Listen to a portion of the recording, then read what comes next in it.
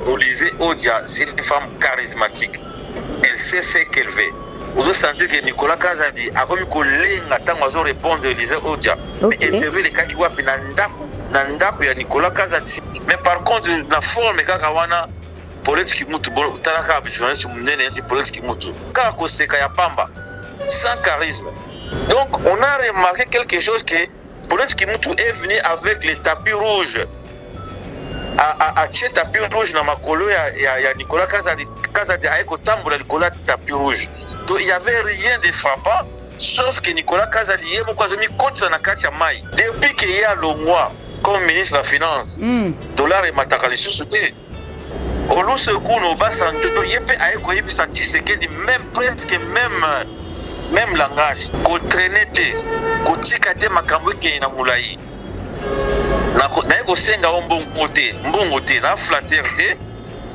Je te demande d'initier un dialogue interne, endogène. Mais tu yoki qui tata mokonza ndimeli habite na yoki konso pesinga. Donc moi je pense que le président il peut bondir sur cette occasion. Il a conseillé à un sage qui a 88 ans qui va conseiller à Nicolas Kazadi, va conseiller à c'est pas il y a Kabouya, il y a des politiciens qui sont assoiffés d'argent. Donc, Basango Bazan a raison. Mais Bazo Banga Basango Pamba.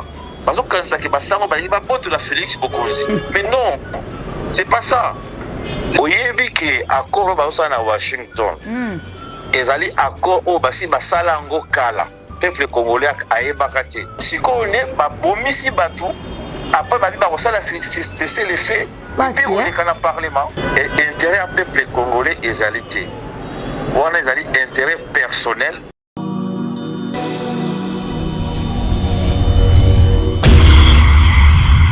C'est une nouvelle chaîne chez vous. Espoir Henri, Kassima TV. Abonnez-vous massivement. Tous les fans de Maman Tatiana, Bino Bebouina, Sombitina Makani. Ma indication politique ya kitoko, venez nombreux vous abonner. S'il vous plaît, n'ayez pas la rabino. Pourquoi pas tolali tolamuki comme si on m'a Dika 24. N'est-ce pas? Et aussi un vrai bien parce que seul soutien, on a ces cabinets les alliés pour s'abonner massivement ici. Les alliés camboya professionnalisme. Olingaka musique, olingaka politique, olingaka nyonso awa, tokobanda kolobela ba sujet tout. Iko quel non, n'est-ce pas? Allez, à suivre. Voilà.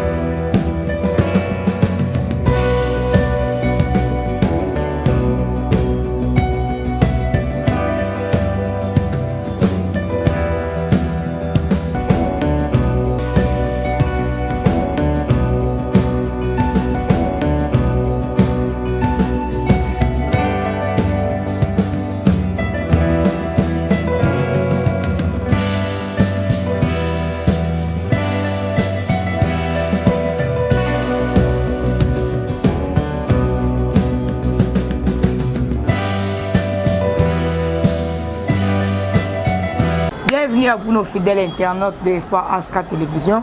Très heureux de savoir que vous êtes vraiment ébélé, branché. Kolanda chaîne no bolingara mingi à chaque fois.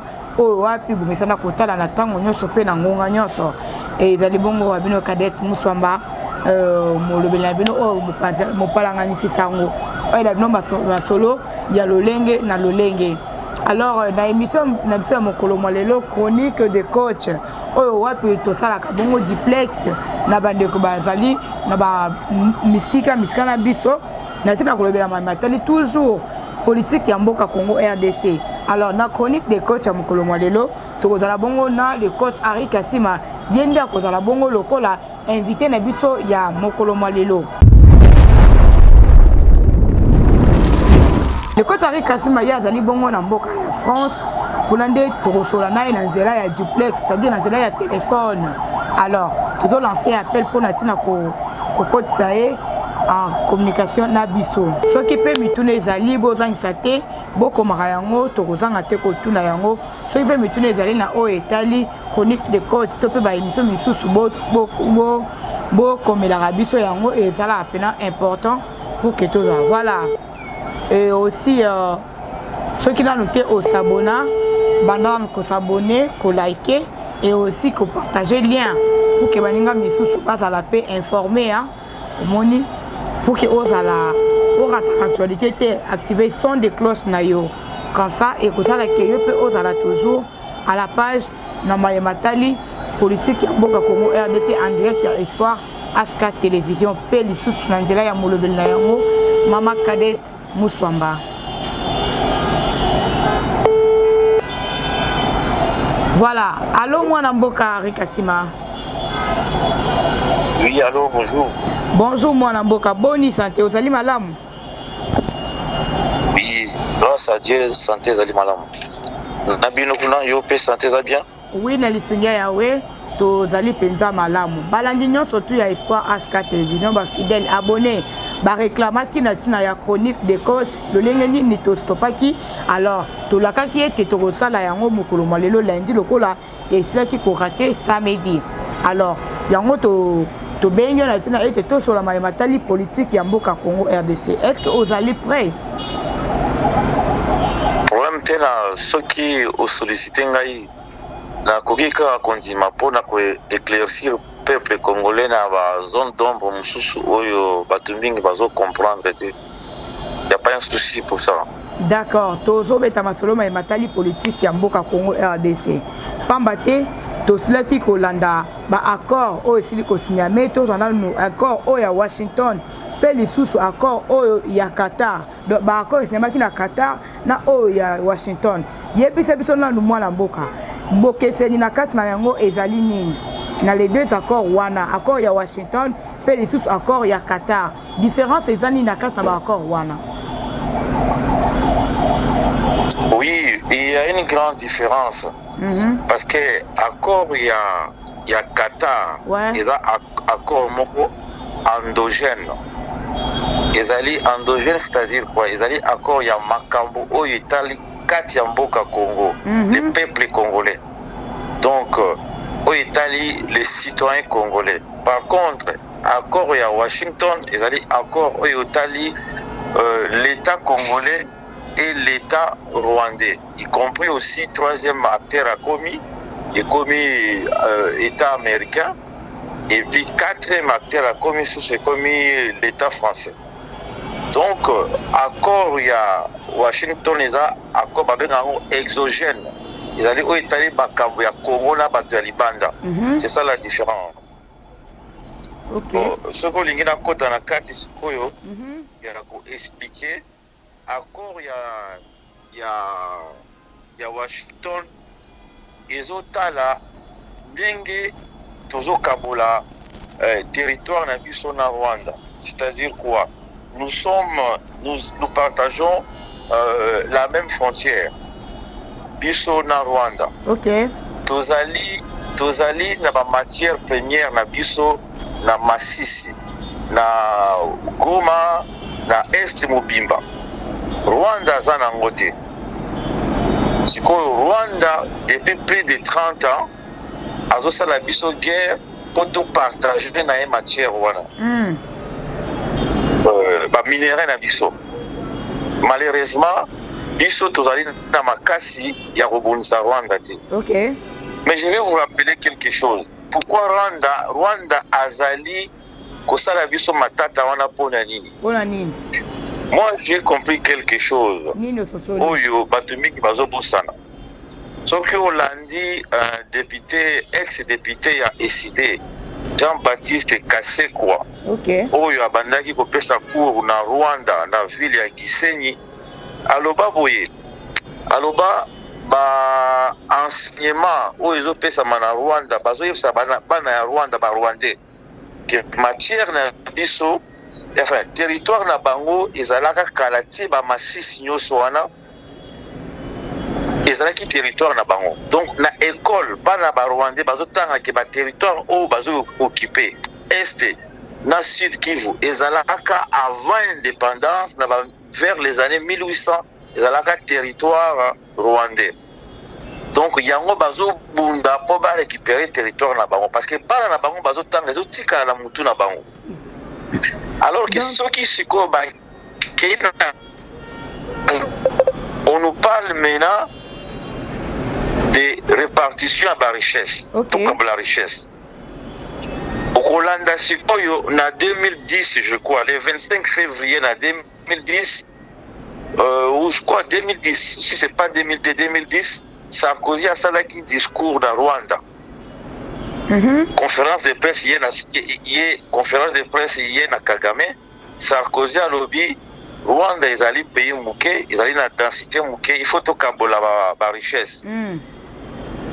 Yabi Congo ils allaient mboka munene, ils ont la richesse, il faut total année to kabola ngona na ba voisin na biso. Mais ce qui te landi madame Peto Sosoli, lelo oyo maloba oyo président Sarkozy a lobaka na 2010 wana. On dirait yango ezali kokokisa malelo oyo te. Oui, c'est vrai malobo, je crois qu'ils ont en 2002. Donc 22 ans après, à peu près 20 ans après, c'est que le président Sarkozy avait dit, regarde, c'est en train de se réaliser. Ils ont kokisama. Alors tant le baka wana batunyos bako ngole basilikaka. Mais nako surprendre yo. Oyebi ke accord ba na Washington. Ezali accord o basi basala ngo kala. Peuple congolais ayebaka te. Na Washington basali no ba accord te babi ba accord de principe. Donc ba souligner les grandes lignes. Qu'est-ce qu'ils ont dit?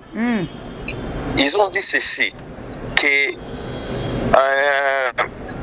pour Maïna Bisso, la Kivu, tozali na hydroélectricité. Donc ils ont produit électricité. Rwanda a exploité en gros, Bisso tu exploites en gros. Vraiment. Balobi boy, parc na Bisso, parc ya Virunga. Ils allaient na ba gorille. Ba gorille wana monde entier zala kaka na Congo, nandam na Rwanda. Une grande partie zali na Congo. Balobi toko partager en na Rwanda. Mais boyebi que en 2020 Kagame alingaki atonga banda kuna Goma. Mais batumingi bayeba kite. C'était suite ya parc wana. Est-ce que boyebi que Kagame atonga déjà raffinerie à or? Parce que Massissi ils ont produit or mingi. Par exemple, dans l'année 2023, ils avaient produit 880 millions, à peu près 1 milliard. Il y a dollars, or et côte ça qui or et Massis. Alors que le président Félix, il avait déjà ordonné, sous l'accord, il y a mine, il y a Sakima, que le Rwanda va la raffinerie na Rwanda. Donc, accord au Lelo, ils ont déjà depuis 2020. Après ça, Rwanda d'autorisation à la raffinerie na Rwanda. Vous voyez que l'accord Rwanda Balobi, donc aéroport na Bisso, et cause à la Babengango Hub na France, c'est un aéroport à Mnene, c'est Turquie, aéroport à Turquie, où il va venir ce qui t'a. Bisso déjà tout de suite, qui Rwanda aéroport Rwanda parce que Rwanda est banégo qui t'a déjà na Goma. Est-ce que vous avez vu ça? Très bien. Donc il y avait déjà ces accords. Mais Félix Tshisekedi était bité sur quelque chose. Les députés ne pouvaient jamais accepter cet accord. Les députés n'ont pas dit mangote. Yango Sikoyo, au Moni, moi je pense, et beaucoup d'experts, ils pensent que comme les députés n'ont dit mangote, il faut passer par la guerre. Si la guerre n'est officialisée par l'accord Wana. Est-ce que je m'explique, tu me comprends? Très bien, mon amboka. Parce que l'accord est commis en papier, l'accord de principe. Tout ce qu'ils ont demandé ça. Mais le Rwanda l'avait déjà en 2020. Vous se rappelez que Tshisekedi a l'obatant à côté de la EAC, à l'obatant qu'on ne peut pas s'entretuer pour le bout de terre. Parce qu'il comprenait, il avait compris que si on contrôlait Goma Mobimba, donc l'entreprise, il y a Ouganda, il y a Rwanda, et qu'on a installé dans le Congo. Donc, tout le baquet, exactement accord oyo ndé ko sala ke mabele ou bien partenaire est et kende. Donc ba partenaire essaie kenda ki nango. Pe accord yango ezalaki déjà. Et tsalaka ko yango navigation bongo. Oui, parti on essaie kenda ki déjà.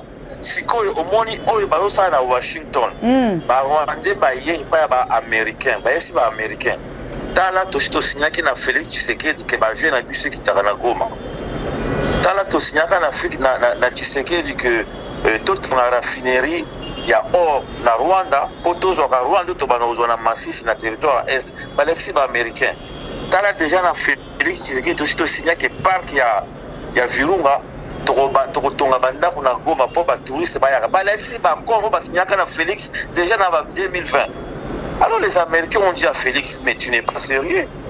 Comment expliquer que Bako Obo Signaka na Bango, mais les Oyo, on y est sur Oboya. Oui. Tu es bien, tu es bien sur tout le Congo. Le Congo restera un indivisible. Bon, si le Congo retire la mort, alors que côté on a ici et Kabwana qui n'a pas de bâté. Bon, pour la ligne que ce qu'on dit, et Bakila et Tanga, le Lengue Tanga Kabongo, pour la ligne qu'on dit, et population Bakoufa, alors que ma belle on va se couper là, et si, et qu'il y a un son qui est tout sur la malam. Mais quand on coupe, c'est clair, c'est ma place ou un. Mais heureusement, tu es une journaliste très intelligente, tu as tout compris.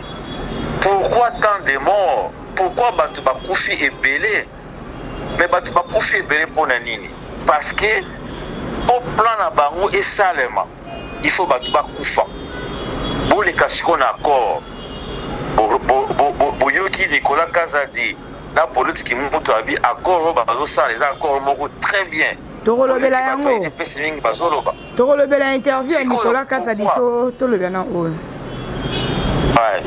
Pourquoi on va Bakoufi? Parce que, comme l'expliquait qui, sur les papiers, Nenge Félix n'a Kagame Bayokana, n'a Kamere, lui aussi il était parmi. Nenge Bayokana Basala Bakor Wana, et pourquoi il les quatre? Parce que les accords internationaux sont ratifiés au Parlement. Bakor Union sur le président a signé. Il faut Parlement Ndima.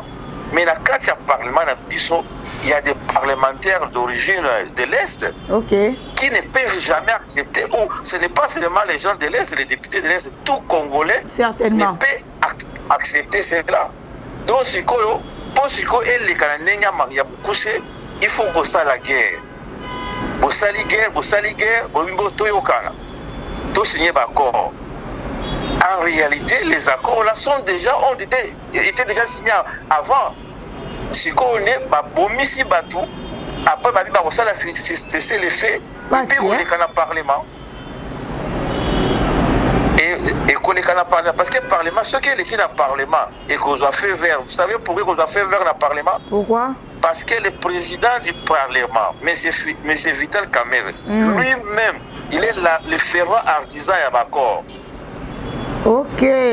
Tu te souviens, au sein de la émission, dans la émission, dans Kamerhe Azolinga Bakor, président de la Kamerhe courrier dans le Parlement. Oui. Pour oui, tu te souviens de ça? Certainement. Donc, lorsqu'ils auront à signer les accords à Washington, par repousser en 2 mois, ceux qui vont signer et qu'ils ont un parlement, et que la Kamerhe azali favorable, et que les députés IDPS azali majoritaire, va signer accord du coup Congo et Kei déjà. Alors, ils nous disent d'accord que Congo, territoire Nabiso, ils allaient négociable. Mais c'est vrai, territoire Nabiso, c'est le Congo. Mais biloko na biso toko décider sur yango te. Ouais. Or na biso mutakote na biso or ikoza na Rwanda. Yo moko na landaki olobaki ke Monsieur Boulos, Massa Boulos, alors bi Rwanda ezali premier pays économique. Azali leader économique. Avec propos économique, avec leader économique il y a la région. Et vous savez pourquoi il a dit ça? Il a dit ça parce que c'est que c'est Rwanda qui va vendre nos matières premières. Donc, biso ba Congolais, tolongoli biloko na mai, na mabele, to pesi yango Rwanda, Rwanda tekeli biso, Rwanda memeli biso mbongo ndamu. Allez, abimi leader na matière na biso moko. À peu près la même chose. Oh yo Elf Congo ya Congo Brazzaville banero sala ezui pétrole ya Brazzaville était qui na poto et memeli siko Brazzaville mbongo. Donc Rwanda nde komi holding na biso. Holding na biso on komi ko tekela biso matière première. C'est une grande partie de la souveraineté du pays, mais dans les papiers, ils vous disent que les territoires, les frontières restent les mêmes. Oui, vraiment. Les frontières, c'est une coquille vide. Mais l'argent, c'est les Rwandais qui vont gérer, qui vont en bénéficier. Si on a intérêt à peuple congolais, intérêt à peuple congolais est alité. On a intérêt personnel. Il y a gouvernement ya mboka na biso na ba Rwandais. En tout cas. Mais là c'est l'accord maintenant de Washington. Ce qui vous permettre, on peut parler aussi de l'accord à Doha. Ouais. En quelques lignes, et ça l'a bien parce que TV Zangongata la kaka. Ok, merci. Accord à Doha, ils allaient accord siko yo Rwanda, Kagame na ba américain ba l'équipe biso mayele.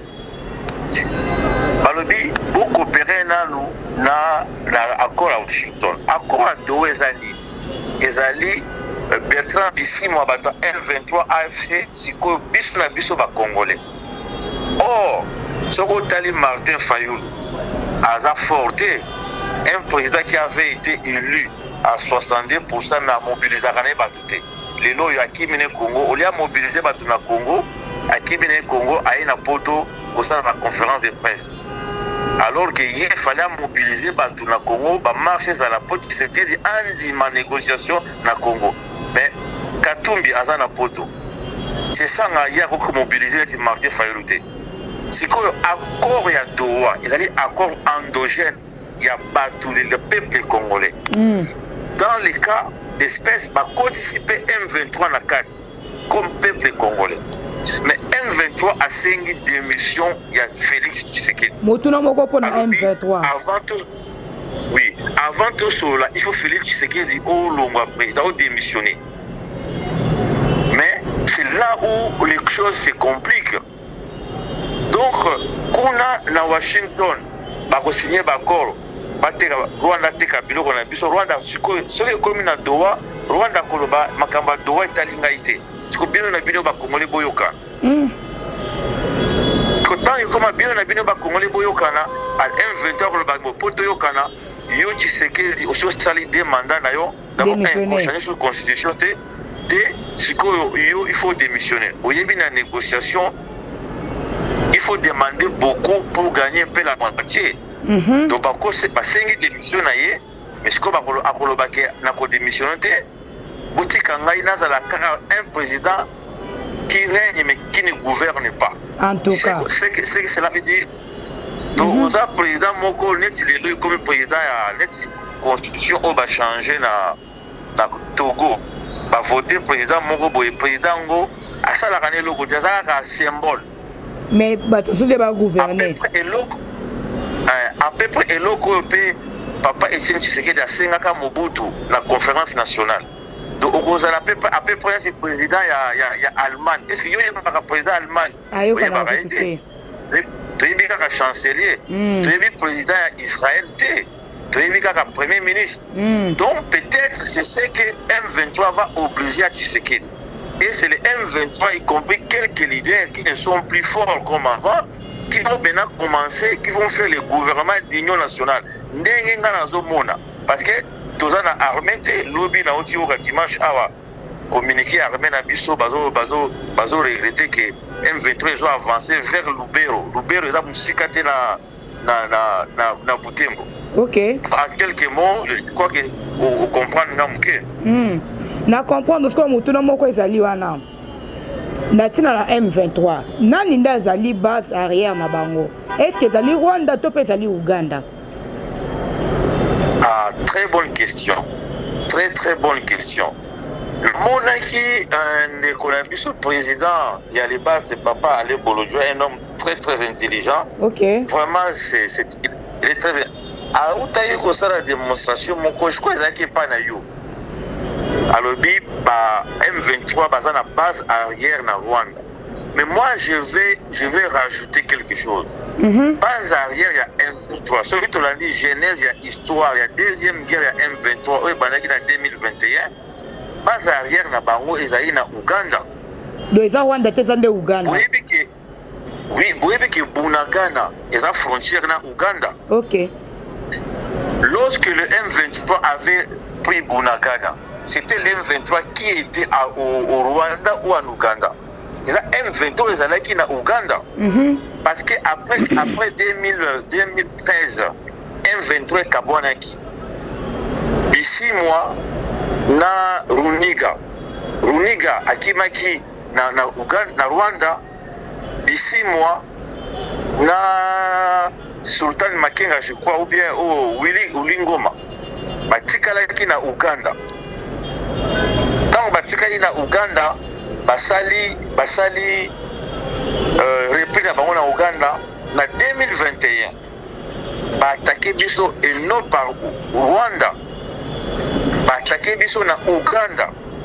Par Uganda, ne ba attaqué biso. Donc base arrière de M23 ezali na Uganda. Rwanda a eu kota na sima. Et c'est ce qui complique encore les choses. Parce que les lois au Ouganda, ça n'a qu'à des négociations n'y ont sauté. Mais Ouganda, azofanda neti orge. Tant aussi ça na Rwanda. Aussi ici na M23 na Doha.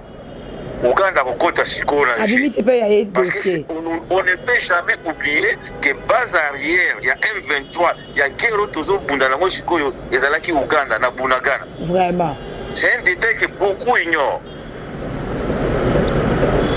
Biso tolobara kaka. Oui. To comprendre que non. Maman. Ozolanda biso bien? Nazoyoka yo. Ok. To comprendre que non, base arrière, il y a M23 et ça bongo Ouganda et non Rwanda. Alors, na minute où ba contrat, ba accord pardon, et ali ko signer Ouganda zo zala wana te. C'est-à-dire que lobby kuna to koki koyoka pe de et ça possible toyoka ke Uganda pe atelemisi ya makambo na ndenge na ye. Siko na nyoso tu wana mwana mboka Henri Kasima. To ebite plan ya Rwanda to pe plan ya tata mokambi ekolo Félix Tshisekedi. Est-ce que vous allez pour la kobalkaniser mboka na biso? C'est comme je vous ai expliqué, non. Que base arrière, il y a M23 et comme je suis mis balé. Base na Uganda, base na Rwanda. Il faut que deux pays sur la base il y a M23. Ok. Pour Bimisi Manzaka naye, c'est le Rwanda. L'Ouganda, il attend le moment venu pour intervenir. Parce que ce qu'on l'a dit, ministre, sénateur belge, je crois que Bino Espoir H4 télévision, les sénateurs français, c'est un français, il avait déjà dit ça, que l'Ouganda pille aussi les matières premières congolaises. Oui, baloba yango a tu vois, donc il y a Rwanda. Tikoyo, autour ce qui est président pour la balkanisation. Oui, plan ya Rwanda, plan ya tata mokambi ekolo. C'est bango basi ba comprendre le système.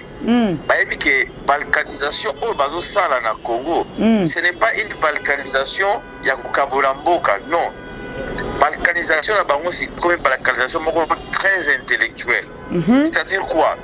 Toyoka ki yo pour ça qui émission ya Raymond Chibanda. Raymond Chibanda azali ancien ministre il y a coopération régionale, ancien ministre des Affaires étrangères. Ouais. Alors je ne sais pas si c'est vrai, mais s'il s'avère qu'il est à solo, mais c'est très regrettable. alobi 49% ya ba militaire ya est bakozala nommé na bauta na M23 donc Banyamulenge ya Nord Kivu alobi 49% bakouta na Banyamulenge ya Sud Kivu. OK. Alobi que ba bourgmestre adjoint na titulaire ba maire les maires aussi et d'autres personnalités administrateurs bakozala nommé M23 te renommé bango na territoire nini na Sud Nord Kivu na Tanganyika na Otuele. Mais wana mboka keiti Otuele ba kotisi yango parce que nanga za mutu Otuele wana mboka keiti yebisa ngai balobi que eza balkanisation te, mais ce sont ces gens là qui vont diriger ces côtés là. Et puis Rwanda lobby que il a 100 000 réfugiés congolais. Que 100 000 réfugiés congolais au bafandaka na Rwanda, il faut pas zonga na Congo. Mais ce ne sont pas les réfugiés congolais, ce sont les Rwandais qui vont venir exploiter nos terres, vivre au Congo maintenant. Il y en avait eu en 1958, il y en avait eu avant vers les années 1800. Donc, et qu'on a appelé parce qu'en 1958, il y avait 150 000 Rwandais au Bakota. Il y a un Batika na Congo, 150 000. Chiko yo bazoye biso 100 000 Rwandais, 100 000 Congolais bafana na Rwanda bakima guerre bakoya kofanda na Est. Est-ce que yo en tant que journaliste, oyebi ki ba réfugiés Congolais bafana na Rwanda? Ata mukete. Voilà maintenant. Voilà maintenant. C'est une façon de balkaniser. Voilà. C'est une façon de balkaniser le Congo, mais intelligemment. Donc c'est une autre, enfin c'est une grande ethnie Tutsi, Ema, qui vont gérer maintenant ces côtés-là. Et puis tu se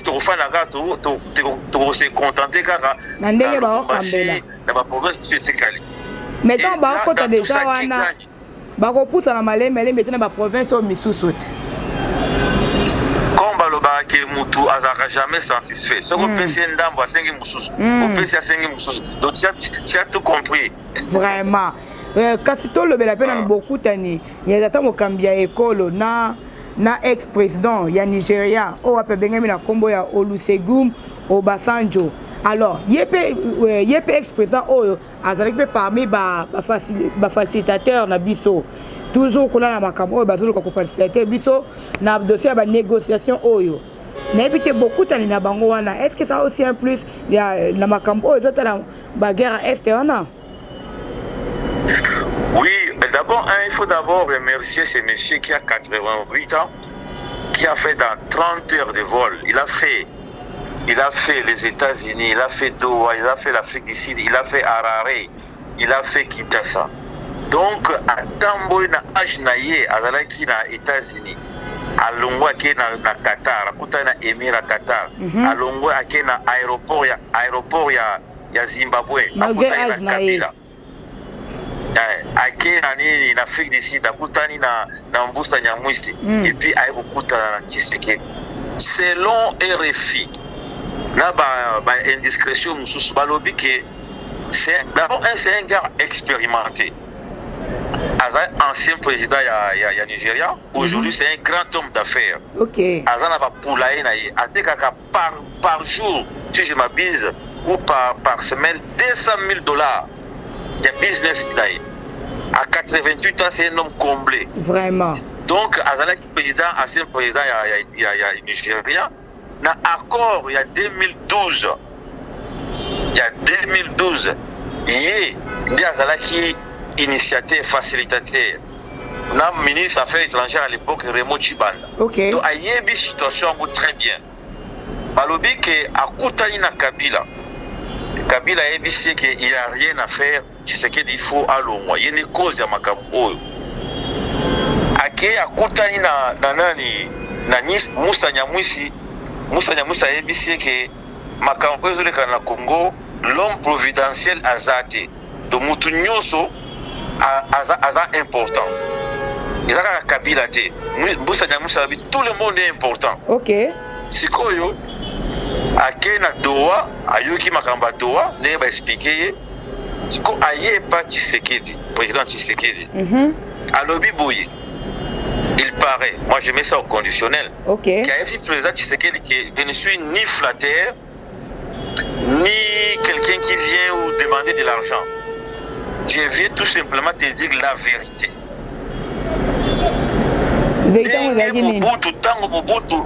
Tango Mobutu, guerre ya AFDEL ya Mzee Laurent Kabila, il y avait Bill Clinton a tenu Mobutu un ambassadeur, un conseiller, comme les aka Bill Richardson. Tango yaka na Congo, aïbsi Mobutu alobi, na yeko yebso vérité, ou sali mingi pona Zaïre, mais si kota na wese leki, il faut longwa. Soko longwa te, et bembe na yo, bako loko tango na ville à Kinshasa. Donc il était direct. Natangaka yango na livre ya Honoré Ngwanda, ainsi sont les glas. Honoré Ngwanda a tout sa témoignage. Donc on peut dire aussi, Olusegun Obasanjo, yepe aeko yebisa Tshisekedi même presque même langage. Avec Tshisekedi ke ko traîner te, ko tika te makambo ke na mulai. Na ko senga mbongo te, na flatter te. Je te demande d'initier un dialogue interne, endogène. Et puis dialogue wana ndepe basango bazo senga. De toto tonga kaka na dialogue wana endogène. Donc Obasanjo a invité que pour ezala trop tard te initier dialogue interne. Mais toyoki ki tata mokonzi andimeli abi na yoki konso pesinga. Parce que Obasanjo azaki na États-Unis, ils allaient signer un accord les deux mai awa. Oyebi ki ba repousser dans 2 ans. D'ici 2 ans, beaucoup de choses peuvent se faire. Oui. Donc, moi, je pense que le président il peut bondir sur cette occasion. Il a conseillé à un sage qui a 88 ans, qui va conseiller à Nicolas Kazadi, va conseiller à Kabouya, va conseiller à des politiciens qui sont assoiffés d'argent. Donc, je peux te répondre comme ça. Et vraiment. Na pesa qui une explication à France T. Pourquoi bazo associer France na kati ya makambo wana? Parce que France moto asala Congo état congolais. Et puis ça France charge il y a ko inventorier ba minerai na biso nyonso na sia mabele. Donc étude géologique ou bien étude géologique au moto actualisé qui en mikolo ezali France. Ce qui entreprise américaine aye ali ko exploiter a retourner entreprise française que eloko bozalaka wapi ba français les ba relaxa kezaka place boy. Il y a moni Macron azape na kati ya négociation azape facilitateur. Donc tout ce qui est to landi malamu conseil ya ex-président Olusegun Obasanjo. Donc azongisi biso lisusu kaka na même accord ya Qatar. Donc ceux qui to sosoli malamu donc basango bazana bango na raison. To kende kaka na accord wana kaka o bazolo po basango pe balobeli kaka même accord wana. Bongo. Bon, omoni madame la journaliste, la vérité ne se cache pas. Même si vous cachez la vérité sur la table, moyembi munene jimbe piana na lingaka mingi aloba eloko moko ndengwana na yeba mingi banzembu te aloba eloko moko ndengwana babombaka mwina na sia kitite na sia table te kubima kaka soko moni soko yoki basango oyoki région na biso mobimba oyoki ba président américain enfin oyoki président français oyoki premier ministre des affaires étrangères Maxime Prévost ayaki na Congo wana nauti kotanga information moko akomi il est pour cet accord de SSC catholique. Donc ndenge moko tango Mobutu abandaki koboya konégocier na Mzee Laurent Désiré Kabila bato nyonso bayebisaka ekende konégocier et azosalaka mutu makasi alors que il faut konégocier. Mais il y a une certaine différence. À l'époque, il n'y avait pas de minerais à donner au Rwanda. aujourd'hui, il y a des minéraux à donner au Rwanda, il y a des concessions à donner au Rwanda. C'est ce qui fait la différence entre les Zaïre et les Congo d'aujourd'hui. Donc, Basango a raison, mais Bazo Banga Basango Pamba. Bazo Kansaki Basango Babote la Félix Bokonzi. Mais non, c'est pas ça. Les prêtres ont commencé le combat de la libération, de décolonisation du Congo avant 1958 par l'abbé Malula. Mais les lois Basango comme Batumabe Podani. Yebake, soki kaka omoni ke mutu oyo alingaka négociation Basango te, mais kaka olandele bien oyoka kaka eloko moko mais oregrete. Il faut avoir une obédience. Il y a président de la République. Oh, c'est dommage, c'est regrettable. Moi, Nambo Kari Kassima, il paraîtrait aussi que non, Tata Mokambia Ekolo, Akutana Kibongo, na Paul Kagame, Mikolo Misili Koleka, Lobby Esili Koleka, Bakutana Kibongo, na Libreville, précisément na Gabon. Est-ce que Kokutana na Bango, Bazoko Koba Kokutana Wana? Et ça est toujours dans le cadre d'accord Wana, ou bien comme il faut que pour l'intérêt, il y a peuple congolais. En tout cas, je ne peux pas dire ce que je n'ai pas vérifié. Na monia on a des réseaux sociaux, c'est vrai. Réseaux sociaux informatiques, ça m'a belé, mais na tika koyo kati ba kutana ki ba ngibale parce que ceux qui ba kutana ki na Kagame, ils ont l'information mais je ne crois pas. Ba kutana ki te. Tolanda ki que OK. Dali ba montage, mingi ba tubasa na montage, na ba Photoshop mais ils a soloté. Todo ki mapena mbango mingi na sima ya ngonga pamba te ba komi kosinalinga kuna na sima ete toko bana kosilisa tolandaki bongo biso nyonso tu interview ya Nicolas Kazadi oyo azalaki ex-ministre ya finance tolandi ye na micro ya Paulette Kimutu. Alors par rapport il y a interview asalaki et pas ya journaliste Élisée Odia. Ce qui est totalement bien ba interview mi balé oyo mais quel peut comprendre c'est moi Bokesani na ba interview mi balé oyo. Oui, sur au tali interview oyo après ça qui Nicolas Kazadi ancien ministre de la finance après ça qui maman Paulette Kimutu na oyo après ça ka ba journaliste bazalaka ebele entre autres Élisée Odia et Azalaka. Oui. Au Roman, il y a une grande différence. D'abord sur le plan, sur la forme.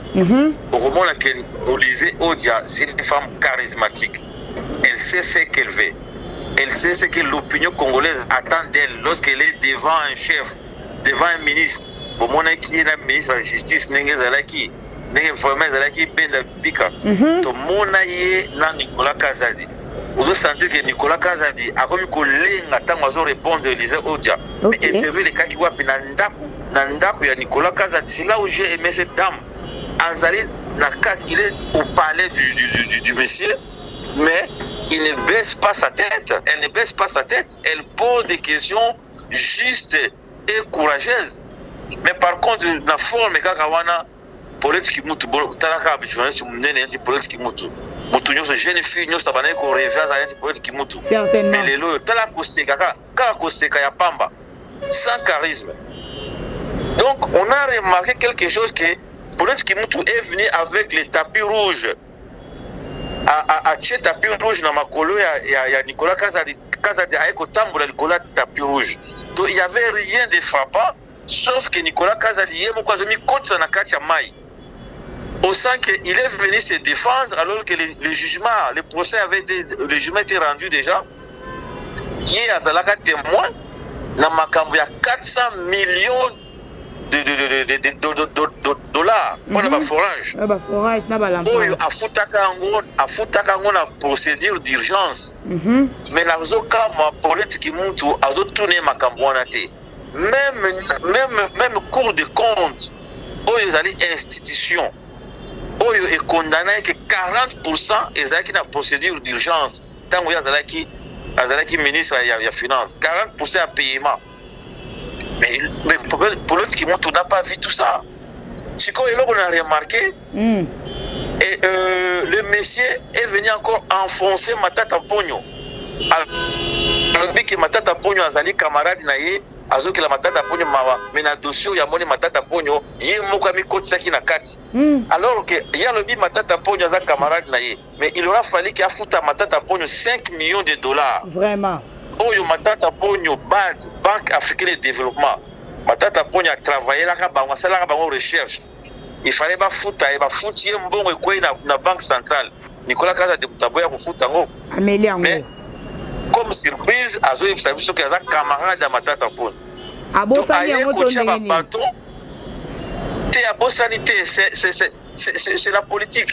donc aye toyebi que jugement ya matata ponyo ekozala rendu le 14 mai mais donc yesiko aye koyebisa ba juge c'est un message qui a ça ba juge mutu wana ta la place bifika bo condamné ye alobi ke ye na tour na ye abandai kolanda ba procureur pour basambisa ye mais c'est faux mais s'il suivait le procureur pourquoi parce qu'il savait il connaissait le comportement de nos procureurs du Congo parce que le président Morazo ba justice na biso est malade vraiment bobi ke Kabund abimi na prison ayebi ndenga abimi na prison te Mike Mkibai ayebi ndenga abimi na prison te bo sikoyo ye alobi ke abana kolanda procureur asambisa ye boyebi ke procureur oyo soki firme vonde asomaki ndako awa na poto presque 900 millions de dollars azwa mbongo yango wapi donc vas-y comprendre quelque chose donc il est venu s'enfoncer encore na kati ya libulu kolakisa ke papa mokonzi aza mal entouré alors que c'est lui-même qui entourait le Philippe Tshisekedi et je vais vous dire quelque chose depuis qu'il y a le mois comme ministre de la Finance dollar et matakali sous-souté il y a plus de paiement en procédure d'urgence. Dollar est fixe. Vous savez pourquoi? Moi je pense que Ezaki et Kiri Nabango, ils avaient prédéfini une période de vol, de détournement à partir de la procédure d'urgence. Voilà. Il y a paiement par procédure d'urgence. Merci beaucoup, moi la Mboka. Et Sili, là si ça a une phrase, période de Wana et Sili, qu'on nomme gouverneur. Économie ministre de la finance mususu bango déjà basi ba komi na ibele na ba poche na bango donc c'est eux qui en profitent mais c'est que pays ezongi na normal mais entre temps ils sont déjà riches c'est ça. OK, merci beaucoup moi la Mboka Henri Kassima lolengo sina koyanula na lokasa na biso tosilaki ko benga yo kwete o pesa moi ba éclaircissement na mayematali politique ya mboka Congo RDC toto ndio pena botondi mingi lolengo sila ko répondre na yango. Merci madame Cadette Moussamba vraiment na ndenge opesinga opportunité na répondre na ba question na je suis ravi na pesimbote na équipe na Mobimba. Merci. En tout cas prochainement soko bingai na roboyate. Grand merci vraiment. Merci Nabilo Peli sous bozala qui vraiment branché Kolanda Espoir HK Télévision. Pe ceux qui osali abonné à liboso yambo ete kota na grande famille à Espoir HK Télévision. Na sengaka toujours na ko s'abonner nanu ko liker pe ko partager lien en fait que balinga misoba ko pe ko intégrer na grande famille oyo et bengami na kombo ya Espoir HK Télévision. Ko bosa te ko activer son de cloche na yo pour que osala notifier à chaque fois que information ezali kokota na sima ya bilili tomoni bongo popol ayombe kuna na masini tomoni cordon opi o asili ko simba yango pena lolenge et sengeli ezalaki bongo Cadette Moussamba la présentatrice de cette belle émission intitulée Chronique de coach. Prenez rendez-vous et souvent elle est à chaque week-end mais ceux qui est raté week-end bon moni et ko sali malelo boy ceux qui bozali na mituna concernant chronique de coach concernant ba émission to pe ba invité misus auto yambaka bobo sanate ko koma yango na ba commentaire to pe na numéro o ezali affiché na bitando ike na bino alors abonnez-vous massivement to kouta na bino prochainement et pour l'instant je vous dis bye.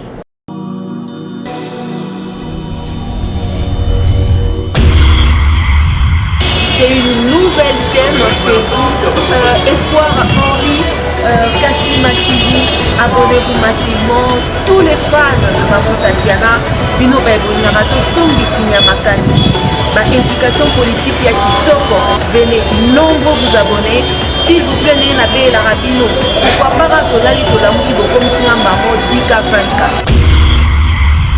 n'est-ce pas? Et aussi un vrai bien parce que seul soutien, on a ces cabinets, les alliés pour s'abonner massivement ici, et les cambo ya professionnalisme. Olingaka musique, olingaka politique, olingaka nyonso awa, tokobanda kolobela ba sujet tout. Iko quel okendo, n'est-ce pas? Allez, à suivre.